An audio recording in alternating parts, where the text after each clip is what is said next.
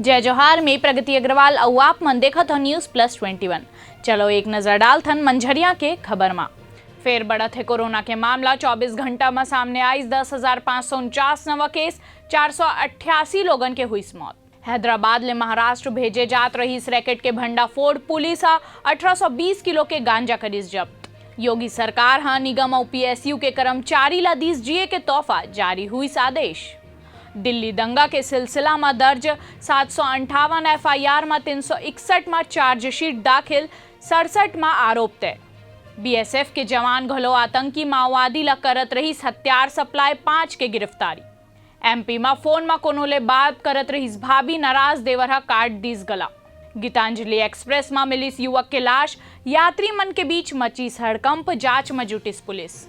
शिल्पा शेट्टी के पति राज कुंद्रा के फेर बढ़ी मुश्किल, बॉम्बे हाईकोर्ट ले झटका, खारिज हुई अग्रिम जमानत याचिका। हवाई यात्री बर खुशखबरी, रायपुर ले त्रिवेंद्रम के नवा फ्लाइट 1 दिसंबर ले काफी बेरा ले रही शिखर मांग। केरल में बारिश हतोड़ीस 6 दशक के रिकॉर्ड, 2018 के भयानक बाढ़ के बेरा के आंकड़ा घड़ो करीस पार।